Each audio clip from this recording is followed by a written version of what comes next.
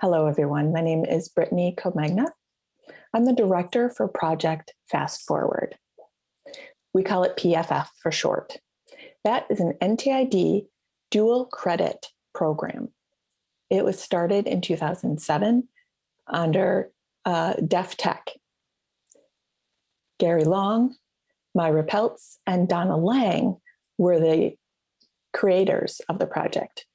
It moved from grant-funded project to an institutional directive.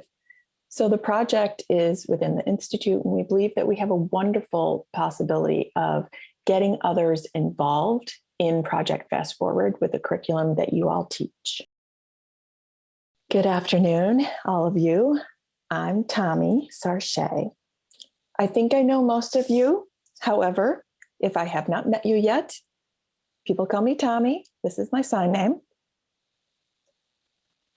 I've worked here at NTID for 18 or 19 years. I want to briefly explain about my new role, if I may. So my background, I'm trained in deaf education, K-12, focusing on teaching science. But recently, I've been involved in a variety of projects to support our NTID students.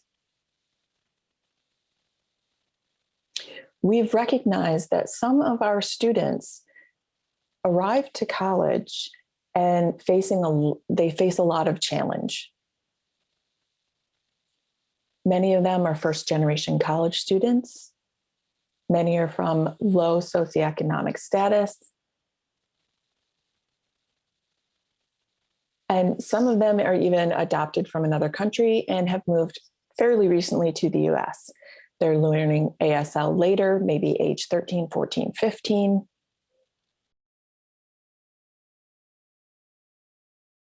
And also many of our students are called BIPOC. So that means Black, Indigenous, people of color. So BIPOC.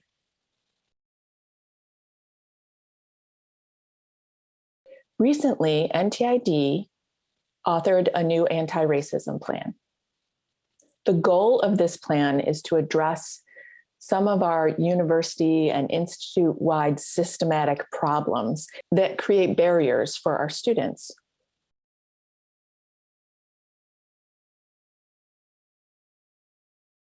When people know of NTID or they're accepted to NTID, we want to make sure when they come here, they're successful and they graduate successfully. My role is to address all of that from middle school students to high school students to figure out how best to partner with those students and families earlier in their lives. We need to give these students time and effort and energy to become prepared for our STEM, technology, engineering, and math curricula. And also we need to address the more general transition issues that occur when students come to campus as first years. A lot of these individual students don't know about vocational rehabilitation. Many of our students, again, are first generation college students. Therefore, their parents do not understand how the application process works. They don't understand how to receive financial aid and the paperwork involved. They are uncertain of scholarship systems that we have set up. Parents and families don't understand a lot of that information.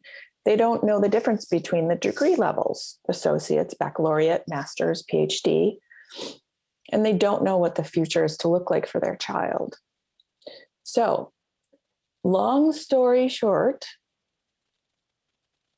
we feel very strongly that our project Fast Forward is one of those excellent opportunities to partner with students before they get to college. I strongly believe that our NTID faculty benefit from learning by partnering with K-12 teachers as well. So the goal today is to provide an overview of the PFF program, And as well, we want to talk more specifically about what these courses look like and what future courses we could offer. We want to expand our offerings and improve the experience for our BIPOC students in the program and provide other options for them to take different courses. Before we move on, I just thought of something. I'm seeing a lot more people who are adding video description for deafblind individuals. And I would like to model that right now. So this is Brittany. I'm a white person. I have a black shirt on that says RIT NTID. It's a short shirt.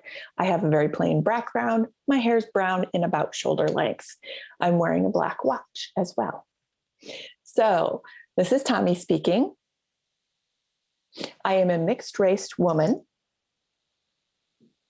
My skin, let's see, you could maybe call it mocha. I have glasses that are a little bit cat-shaped. I have a black afro. My background is not plain, as Brittany's is a bit messy because it's my office. I apologize. The blouse I'm wearing today is a black background with white and pink flowers on it with green flora.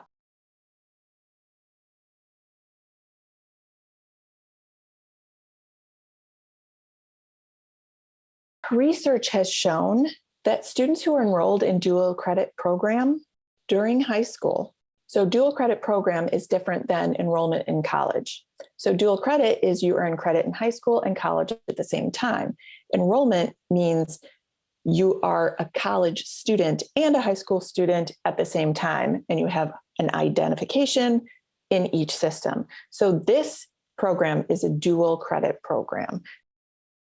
They are still high school students. They are not NTID students. If they pass the course, they will earn RIT NTID college credit. When students avail themselves of dual credit programs in high school, they're more successful when they get to college. It helps students and BIPOC students in general understand what's involved in college courses, and they become more interested. So the data really applies to this program. It's a very positive trend that we're seeing. So now we want to expand upon this program. We would like all of you to partner with us to achieve this goal. We know that deaf and hard of hearing students, especially students of color, tend to be involved in STEM at very low rates. They face many barriers, and we want to change that. I don't know if our audience is aware that of AP, that's advanced placement courses. That's offered by the College Board, and it's the same organization that runs the SAT tests for entrance into college. The College Board provides a license to a high school so they can offer the advanced placement course. They give them the materials, the lab materials and everything, and at the end, the students can elect to take the AP exam or not. That exam is then sent to the College Board. The College Board will total the test and give them their point score. It's usually out of 3. It is up to the college the student applies to if they want to accept that AP credit or not. That's very similar to this program. We are allowing high schools to use our course curriculum, and we're training our teachers in those high schools, and they're trained by our NTID faculty. So the course looks the same. The expectations are the same, and the high school teachers are trained on how to deliver this course, and they follow the curriculum. At the end, the students will take our NTID final exam, just like NTID students do. It is sent back to the NTID faculty. It is evaluated and made sure that they satisfy the criteria and they get college credit. So if they were to come to NTID or another college, they can use that credit as transfer credit. It's great because students are exposed to NTID much earlier in their lives. They get an idea for what programs we have here, what majors. They're aware of us, and then hopefully that will lead them to come and join us as college students their first year.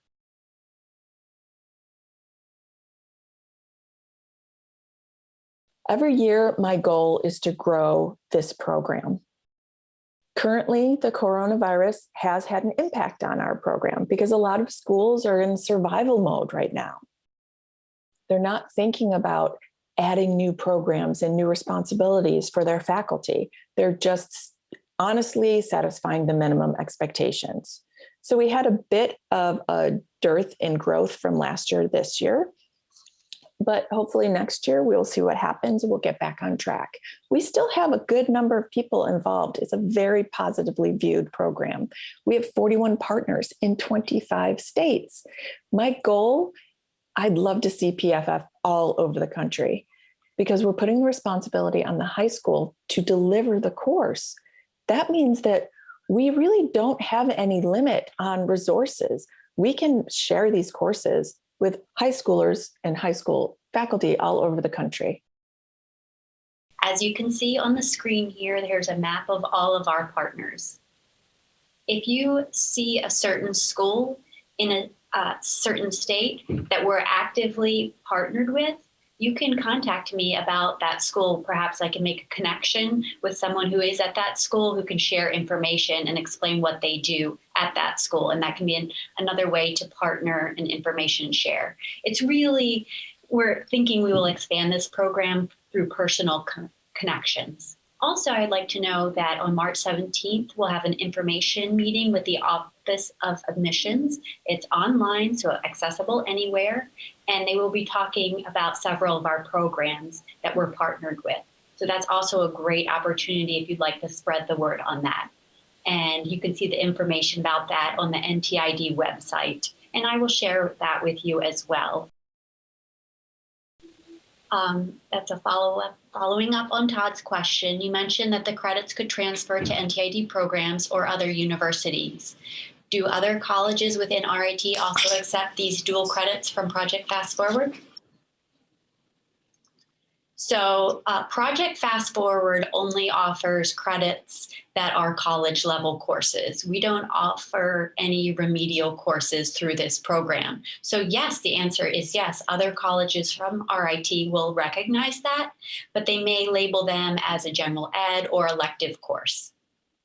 Perhaps a perspectives course, that's what's labeled here at RIT for some of the general eds. So it really depends on the specific major. If that course is not related to their major, it might be labeled something else. But generally speaking, yes, different colleges at RIT do accept these credits into their programs. So this program is quite sizable, and it's really grown to be one of our largest outreach programs. Last year, we had about 350 high school students who were registered in our courses. So that's a significant number of students. And I think from the numbers, if I remember correctly, I believe there are about 60 or 70% of their students were new college students, new high school students that were not enrolled before. So that really helps us to grow our pipeline for admissions to NTID.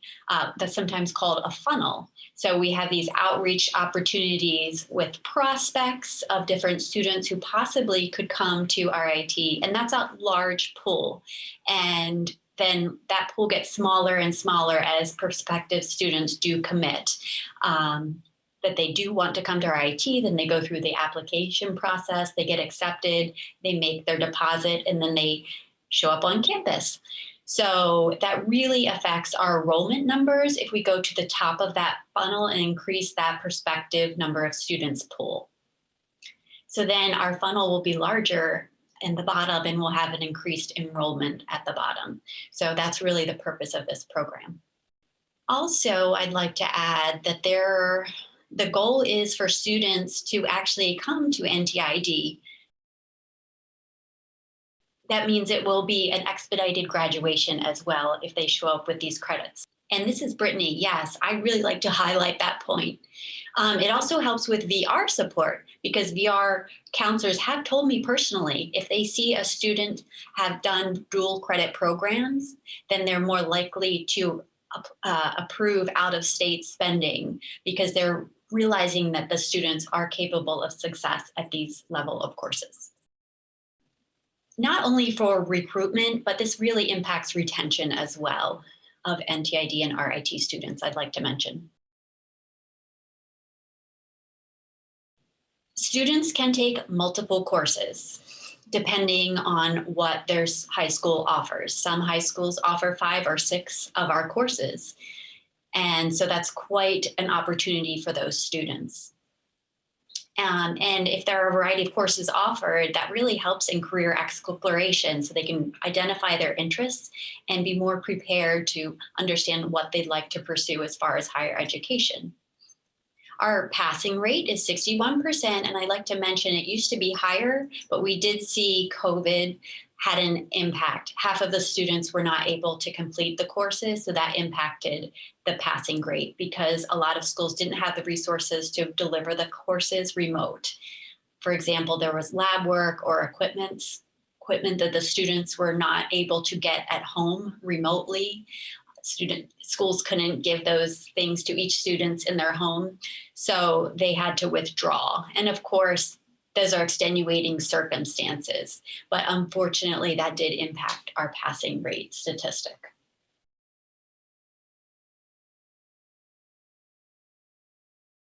We offer several dual credit courses from 4 different departments: Department of Computer Studies, Visual Communication Studies, Business Studies, actually 5, engineering studies, as well as Department of Math and Science.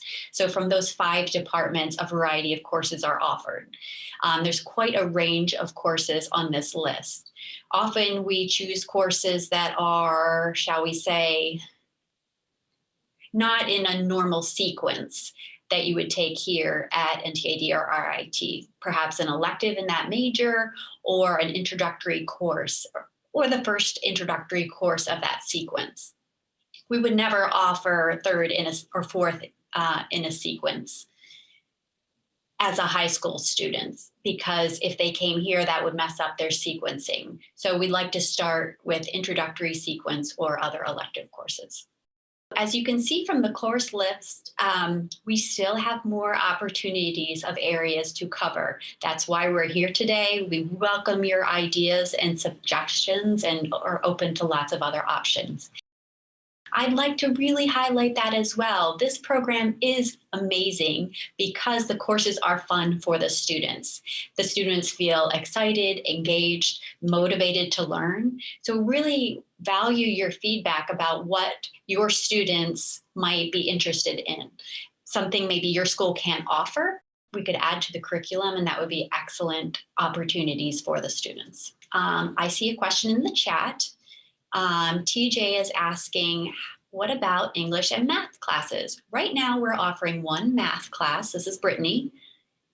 And as well as English, we are open to adding an English course, but we are not doing that yet. But I'd like to emphasize that if we offer an English course, it needs to be transferable to other colleges, not only NTID.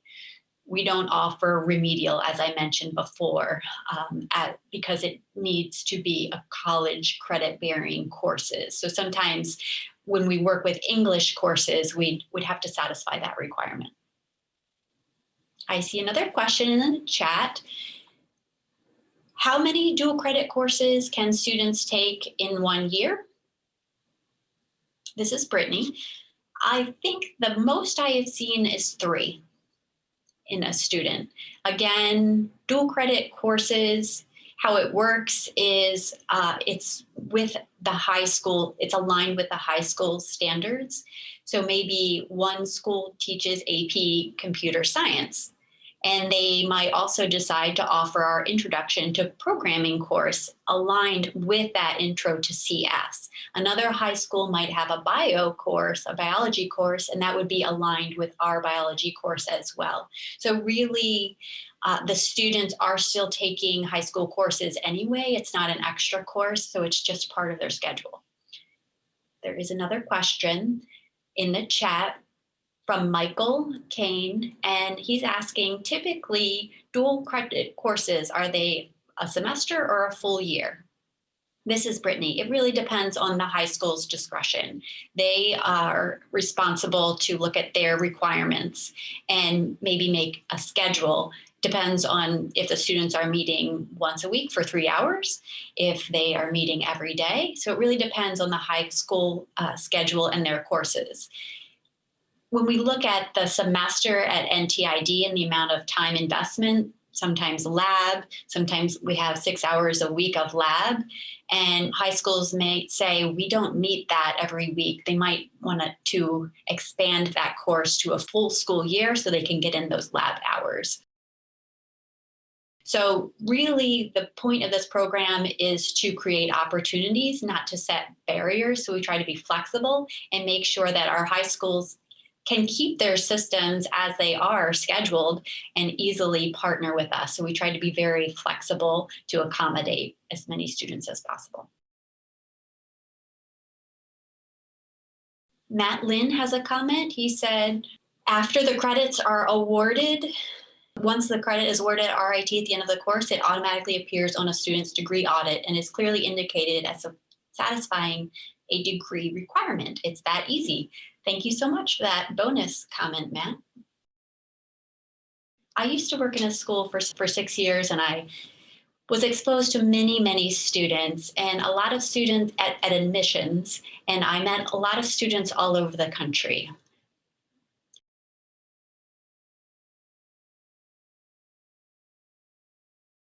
Sometimes they had a lack of motivation and perhaps had issues of self-worth. And on top of that, many were students of color. So when I saw those experiences, I can see how this program really helps this population. So the school, it's a great access point for these students because they already know the teachers, they have a relationship, they have that foundation of trust. And then later, after satisfying these courses, when I met those students after they completed the courses, I saw a difference in their comfort level and also their self-worth levels. So this is a great way to access that population and really develop these skills in those students. Related to what Brittany was saying, I would like to remind the group as well that there's the term college bound, and we'd like to really define what that means. Everyone has a variety of skills and college readiness, but it's not only exposure to this experience of taking the course. There are other benefits as well for these students. They learn time management. They learn that they can access their intrinsic motivation skills. They also recognize that if they decide that they want to go to college, this is an experience that might affirm that or make them decide that they don't want to go to college. And that's fine. This is a great experience to be exposed, and it's really critical for these students. Another great thing that Tommy mentioned, having an earlier start is essential. It's an opportunity for NTID faculty to understand what the K through 12 approaches of educations are. What are the challenges? What are they experiencing? And they're building connections with high schools all over the nation. Because those students will be our future students. And the sooner we make connections with the high school teachers, the better situation we will be in to help make adjustments and work with our curriculum and programs and our delivery. We want to address today's needs and today's trends that we're seeing amongst high school students. We know that socioeconomic status is a critical impactor when it comes to student success, especially BIPOC students. So now this program that we're offering has had a positive impact with BIPOC students. We're able to provide college credit for no cost to them. They can earn that college credit before they even graduate high school. That lessens the amount of time they spend in college, the amount of financial aid they may need, the amount of VR support they might need, and they can set up chasing their dreams much faster than they would without it. They can understand the collegiate system and all of those important parts. So this program really has been a successful boon for BIPOC students in particular. I also want to say that this is slightly off the point, but it is related.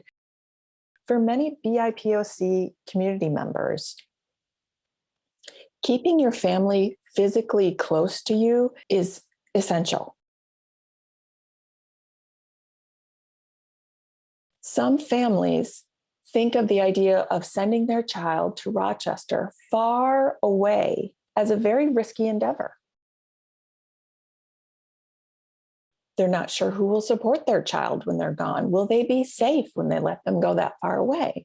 So again, this is another opportunity by offering Project Fast Forward to see that NTID cares about their students even before they become college students.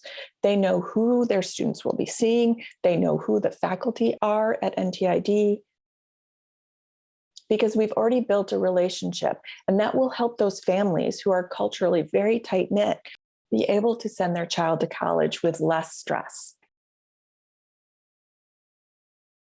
It is important to develop that kind of positive connection with parents and families so they can feel confident in our ability to support and protect their child when they come to NTID.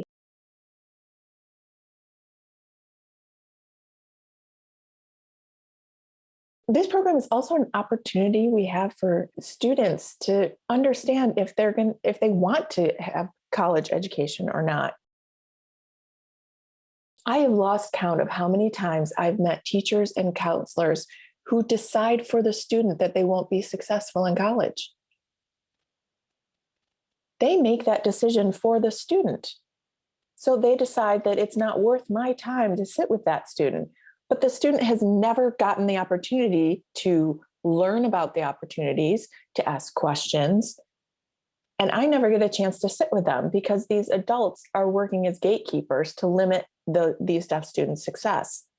So this program is another way for high schools to allow their students some experience. There's no risk, there's no financial barrier involved. If students don't pass the course, they won't get college credit. There's no F on their transcript. There's no negative impact. So this is a great opportunity to see if the students can do this work.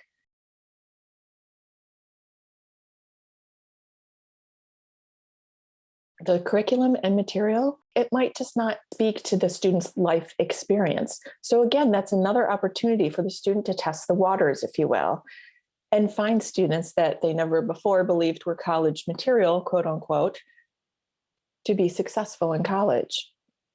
So we share information about the tools and tests we use, the testing score, the reading and writing level, the student's past experience.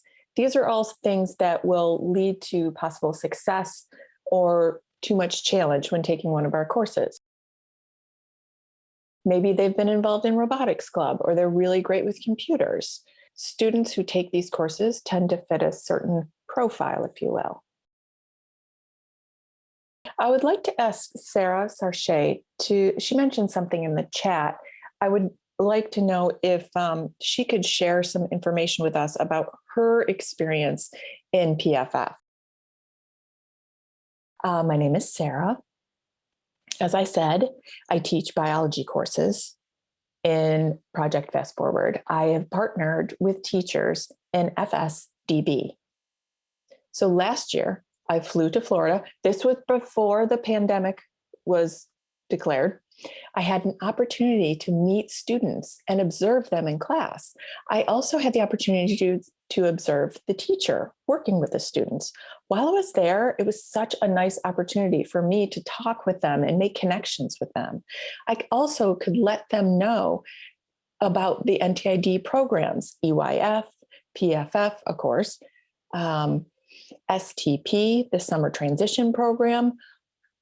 I shared all that information. I encouraged the students to think of joining us. So just this past fall, one young man from FSDB came to NTID as a first year, and he majored in our LST program, our lab science tech program. And it's really funny because when I met him in high school, and then to see him here, it's just nice because now I'm his teacher. So the point is, there's more confidence and comfort from the students and parents when they work here when they come here because they've already partnered with NTID. I just want to emphasize Sarah's point. Typically, students know admissions counselors well. We meet them way before they get to college. We make many visits to their home and to their school, but by the time they get to campus, they rarely see us, and we rarely see them ever again as admissions counselors. We sort of lead them through the door and then we disappear. And then they get into process of being a student. So in the fall, admissions is always traveling. We're rarely on campus in the fall when those students that we've recruited arrive. So when the students arrive to campus, the people that they've made connections with aren't around. But because students have met Sarah through PFF, have come to campus through STP or EYF, they feel much more comfortable and connected to our community. These are different strategies for high schools to figure out which students would be most successful in these courses. There's different ways to screen students. Again, it's the responsibility of the student to do the work. And some high schools that I visit, it just happens, residential schools, their numbers are dwindling, the financial resources they have are dwindling. So those courses might not be available to them.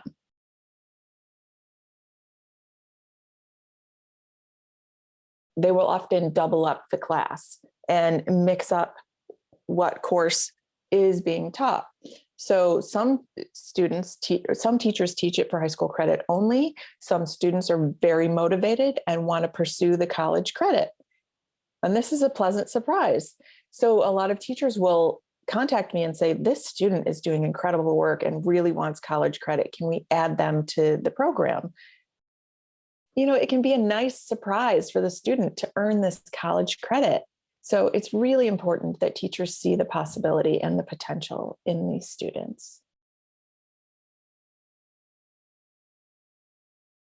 I want to point out that we do have a process of screening our partner schools. It's not a come one, come all.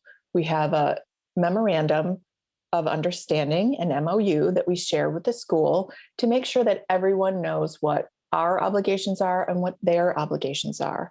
And we communicate with the upper administration, and sometimes those conversations involve the State Department of Education, which just makes the process a lot longer. Anyway, we come to an understanding and agreement, we sign the MOU, and the high school understands that they must send their teachers here to Rochester in person for training. Because of the pandemic, we had to change our training to online.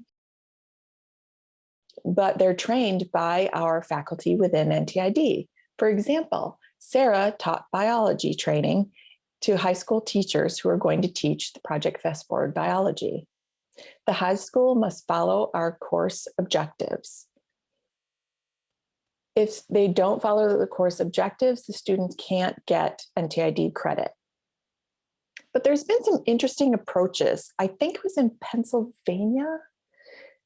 They have a very strong emphasis on certain parts of biology, and our course doesn't necessarily focus on that part. And Sarah, maybe you remember, it's not coming to mind exactly what that emphasis was. Maybe it was cells or anatomy, physiology. Our course doesn't really get into that in depth. So that was a challenge for us. How could we provide that course and at the same time allow for the high school teacher to satisfy the Common Core requirements of the state? The state may have a separate test for that student. For example, in Texas, at the end of the year, there are state tests that students have to take. And they need to understand the Common Core concepts as well as PFF concepts.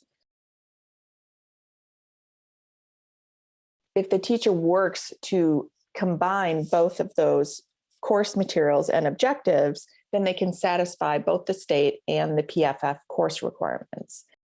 It depends on what the students are willing to do and what the system of the state requires. It can become a big challenge for them at times. Another reason why we're encouraging ongoing partnership between K through 12 teachers and our NTID faculty is because I think sometimes we don't realize the challenges that these teachers in high schools are facing. We're only well versed in our own challenges. So it's mutually beneficial to partner together, to work on a common understanding and understand that we're working for the same outcomes. And whatever the student learns in high school can, of course, be transferred to NTID programs. We have to be creative sometimes about how we make those connections. And the more we work together, the more easily those connections are made. Our NTID teachers provide training and don't just drop the high school teachers. They keep contact with those high school teachers throughout the semester or throughout the year, especially if there's their first year teaching this dual credit program. They want to make sure everything's going well. It's not to micromanage or criticize them. It's to provide support and answer questions when they come up, to talk about the environment in which they're working. For example, some teachers might not have the appropriate space to teach this course, and that would become a challenge for them. The PC hardware course is very interesting because students actually build a physical computer, and that requires a fairly large classroom space they need to have a large bench or a table for all of those components to be put together. So if they're working in a very small room, it's going to take a lot more time just simply because of the physical space allowed. So we work with our partners to make sure we can get through those challenges together, to find creative ways to solve problems. We don't only work with the dual credit students, but we want to make sure that we create a collaboration between all of the stakeholders involved. Our teachers teach the curriculum and the content. They have access to a My Courses shell, and they can pull that content off of it to use with their students in the high school classroom. And that allows for a much more interactive experience. You can post questions, you can have discussion sessions via My Courses, you can talk about specific challenges students are having, or you can brainstorm strategies that have worked really well. So it creates a community of teachers and learners. This is Brittany. Reading a question from the chat. How does your team measure expertise in the content area for the K through 12 teacher qualification? That's a great question. So to address that, I'd really like to emphasize that RIT is a private university, which in particular means that we do not get involved with qualification teachers, standards for teachers. That is up to the states. So that's a separate system. So now when we partner with a high school, it's their own responsibility to certify teacher qualification. They select what teachers are qualified to teach these credits.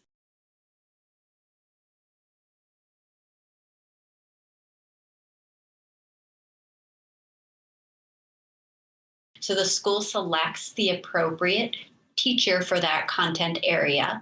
And then we do a Qualtrics survey to the teacher to survey their content area expertise. We give them a course description with course objectives online, and that's internal for us, and we share that directly for them. And the high school teachers can also share that with NTID teachers, and they can both review that. So the RIT faculty make sure that the teacher has the specific skills in that content area. Then the faculty at NTID gives their approval to that high school teacher, and then that teacher comes to NTID for Project Fast Forward training. So this is not an individual decision that I make or that anyone makes about the teacher. We have faculty input, and they have a lot of information about what skills are required. Specific qualifications for teachers, however, are handled separately on the state level. I'd also like to add, it's really a challenge because a lot of states have different certification systems. Some have a deaf education certification, but also may or may not have something with math specifically. Sometimes there are certain certifications in a STEM field, but not in deaf education, and they might not be really trained in teaching deaf students. So I often have discussions with Patrick Graham. He's a new department chair here at NTID for our Masters in Secondary Education for students here. So we do partner with that program in Project Fast Forward. And the goal of that partnership is to help those who don't have the appropriate certification to be able to achieve that certification and be able to be an instructor for Project Fast Forward. But I just like to second that this is a challenging area. That's definitely at Florida. I know there are some large mainstream programs that have deaf and hard of hearing programs and instructors, and some of the instructors, their role is just supervision and access. They sometimes maybe just weren't, supervising in a study hall, and they don't specifically teach courses because they don't have certification in the specific content.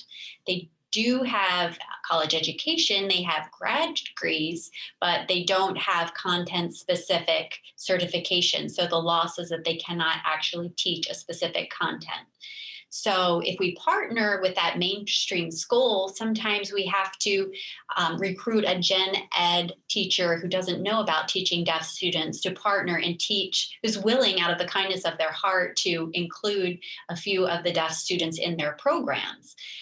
Sometimes those programs, they're fantastic programs, but sometimes hearing students want to have access to that program as well, but that's not the point of Project Fast Forward. So we need to be very careful about that.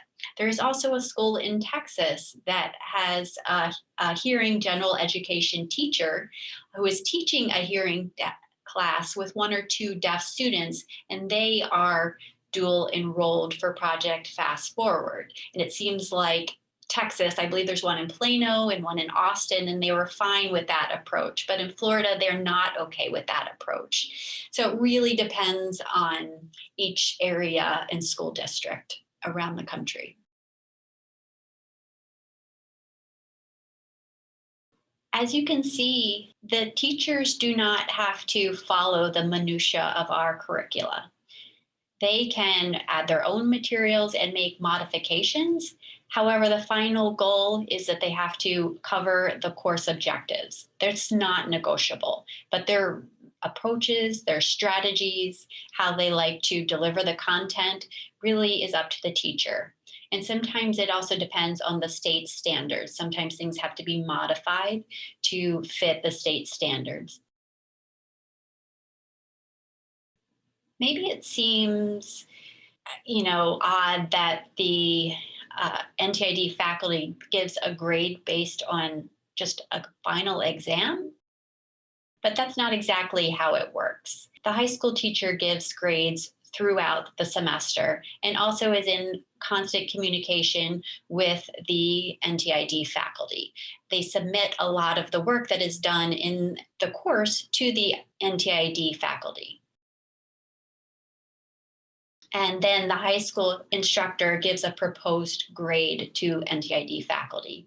Then the faculty member decides if they agree with that score or not.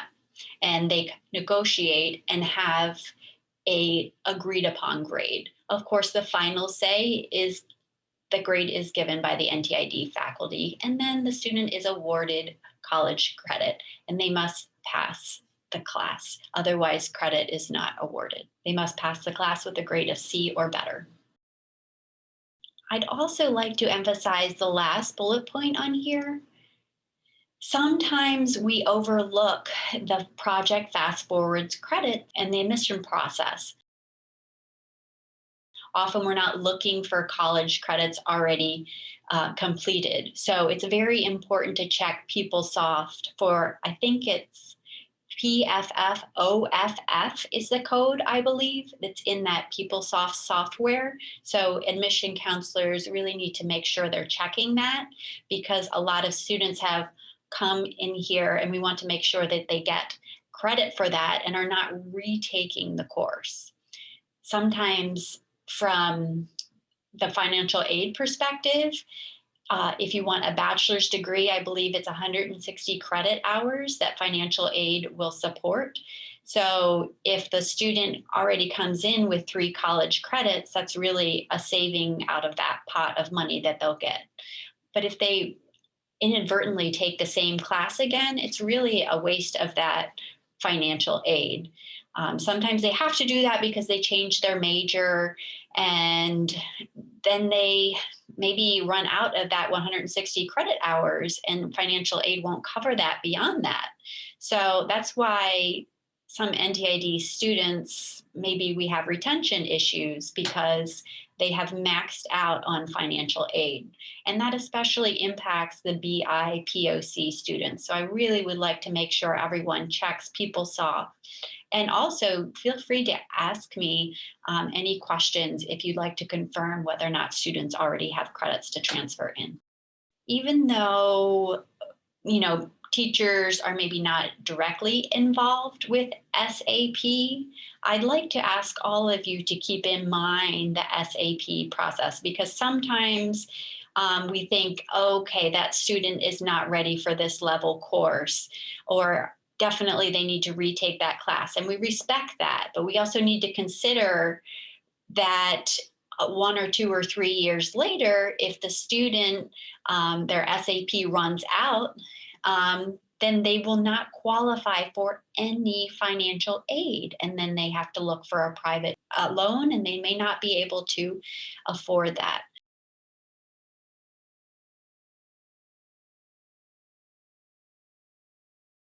I try to pressure myself, and really my own experience in college, trying to get a loan, and really that load of debt and wanting to graduate on time. Sometimes these students don't have the same opportunities that other students do as well. With Project Fast Forward and other programs, we're trying to reduce the financial burden on students at the same time. That's one of the goals of the program. I think, again, this is really an opportunity for us to have a remediation effort based on, the required credit bearing courses that students must take. So we need to think about that from a systemic approach. Why do we have that? And how can we help support students in certain areas? And especially if they're having SAP or satisfactory academic progress issues. And TJ made a comment and said, yes, PFF courses grades tend to be posted during summer term prior to their first year here in students' academic page in SIS. That's right. It should be right there in SIS for you to see. So, and sometimes you might have a student who is saying, oh, I took this class in high school, I already took this. And you might be puzzled.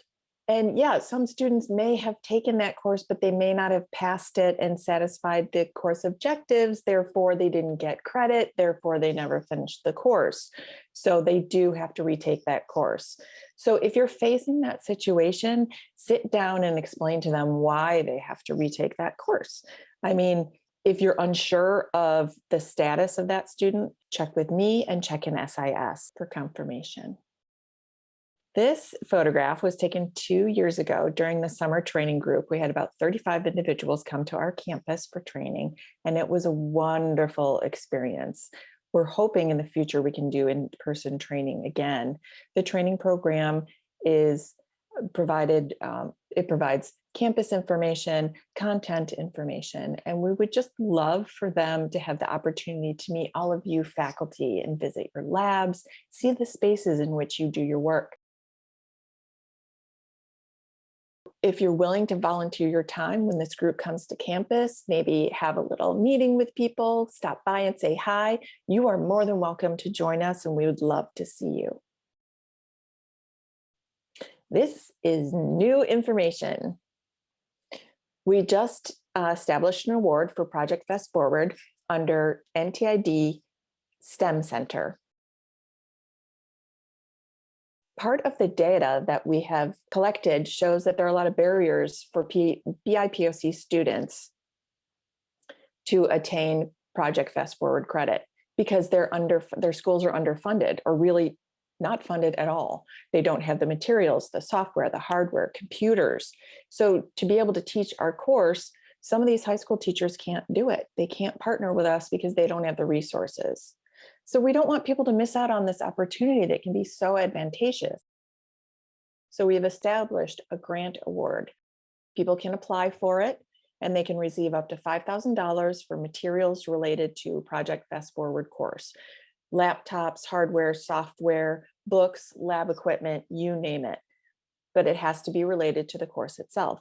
So far, 3 schools have been awarded: Georgia School for the Deaf, Atlanta Area School for the Deaf, and Metro School for the Deaf in Minnesota. In the beginning of our presentation, we mentioned that NTID recently authored an anti-racism plan. One of the first goals related to this plan has to do with PFF. Again, we want to increase opportunities for all students, not only BIPOC students. However, you have to understand that BIPOC students experience the most challenges and the most barriers to opportunity. So that's why we're here together to talk about diversity and the Project Fast Forward system and how it can help with diversity, equity, and inclusion. We want to open up more opportunities for our BIPOC students to join this program. Also, PFF is an opportunity, but we need to consider other options as well. PFF happens during the academic year, but what does their summer look like?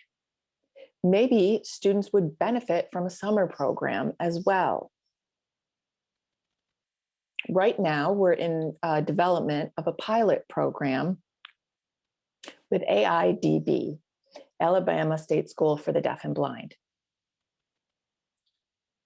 During the summer transition program, we're trying to decrease it to a 3-week program to see how current high school students can navigate the program and develop the skills related to math, English, and ASL, so they're better prepared to transition to college in the fall.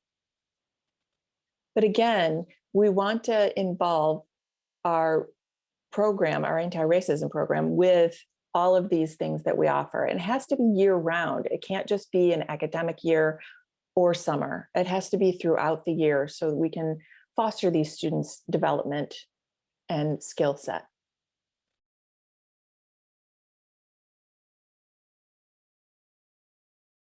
The third point on the slide is an interesting concept. Within NTID, we already have some courses such as the Black experience or Black culture. But recently, this fall 2021, a new program will be opening. It's called the LEAD program. It's a bachelor's program within NTID. Some of those courses in the program require social justice coursework. And that's related to deaf issues, deaf-blind issues, disabled issues, and the like. Those courses are specifically about social justice. All technical courses and non-technical courses need to consider how we can adjust our curriculum to become anti-racist. It's a little bit difficult to understand in practice. So maybe I'm a biologist, I'm teaching biology, we're talking about cells, and talking about cells isn't racist. True. However, we need to consider what examples we use in the classroom and how those examples connect to the students and their real world experiences. While you were talking, I thought about the immortal life of Henrietta Lacks. That could be a great overlap in the science curriculum, talking about racial equity in medical sciences and how her actual DNA was stolen and used in research.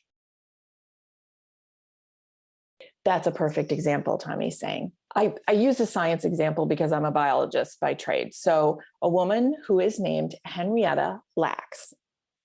She was a young Black woman. She developed cancer of the uterus. And it was a very aggressive type of cancer. I believe she passed at about age 38. Anyway, without her knowledge, without her consent, scientists took some of her cells from that cancer that was growing in her body, and they used it to develop what was called a cell line.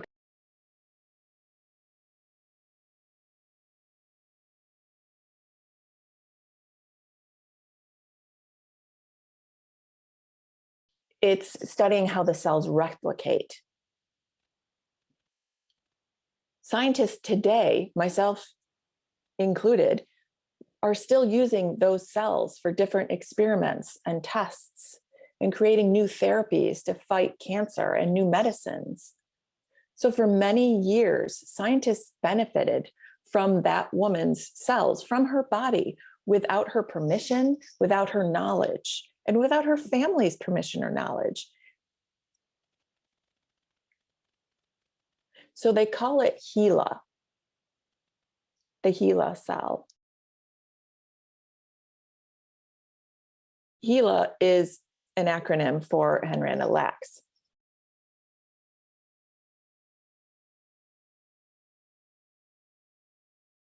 While we're teaching science and cell division, we have an opportunity to talk about stem cells, and we really should talk about this woman and her major contribution to science. And the concept of anti-racism in your program can be more easily weaved in than you might suspect.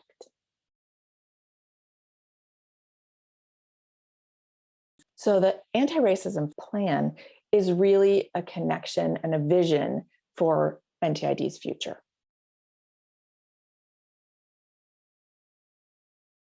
We've had a goal for many years to increase cross-registered students at the baccalaureate level. With our associate degree students, we're about 50-50 between baccalaureate and associate degree students.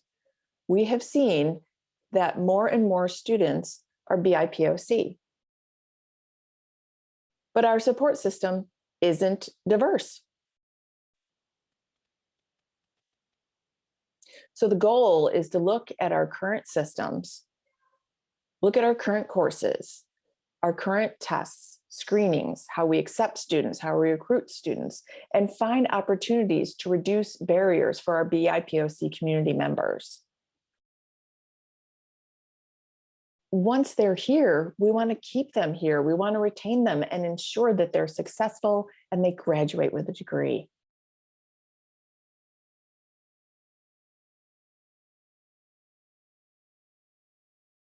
The students, as all over the United States as well, we want to make sure that their success is supported by us, no matter what major they choose. And PFF is one way to do that.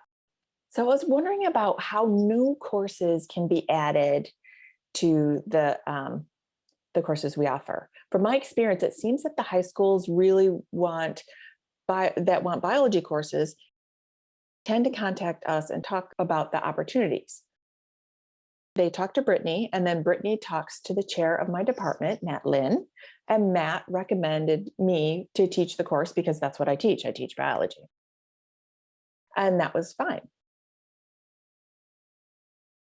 But when we add new courses based on what high school teachers want, I'm wondering if, professors at NTID have an idea for a new course Is it possible, should we contact you to discuss that possibility of adding it to the PFF portfolio?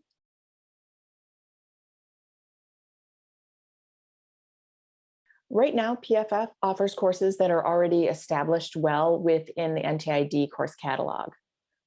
But Sarah, if you're developing a completely new course, I think Tommy can talk about that process in more detail.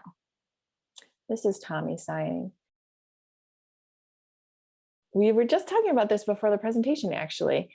If the course is to become an NTID course included in the catalog, we need to work with Matt Lynn, the chair of the department. He's our curriculum development coordinator, to help make sure that the course development within NTID meets our structure and strategic vision and everything. And then it has to go to NCC, NTID Curriculum Committee, for approval. And that means it's approved to be included in our course catalog. And once it's in the course catalog, it can then be included in our PFF offerings. Brittany's saying, I really want to emphasize that we'd be really excited to add more offerings to our list. It's important to understand that it has to be a credit-bearing course, because NTID does offer a lot of what they call remedial courses for no credit. And so that course and all the work they've done cannot transfer because it did not earn any credit. So if you're developing a new course, keep that in mind. It does need to be credit-bearing. So I just want to think about opportunities for mainstream programs. I think the opportunities might be in the English classes potentially, because those teachers of the deaf usually are certified in English or language support types of topics. So that means that they would support other teachers or whatever, but they could teach a dual credit English course. And I don't know how much interest there is from DLS. I don't work within DLS, but I think that would be an opportunity that we might want to think about. This is Brittany. I think that's a great suggestion. And Project Fast Forward was started via Deaf Tech. And Deaf Tech made it clear that we have to focus on STEM courses. But now we have the potential to partner with DLS, Department of Liberal Studies, and we can focus on different majors. So now that we became an institute program, we can broaden our offerings. It does not have to be STEM only because we're no longer grant funded. We're an institute program. So we can include different fields, and I would love to have conversations with anyone who thinks that a course that they teach would be great to offer via PFF. Language, foundational skills, and everything, those courses would be great. You're absolutely right, Jess. And also, offering humanities courses would be a great idea, different types of courses that we teach. I know the Department of Culture and Creative Studies was talking about offering some of their courses as well via PFF. They applied for a grant to develop courses for that. But yeah, the possibilities are endless now. I would love to include different types of academic majors because we're no longer under those grant limitations anymore, and we can offer any courses we like.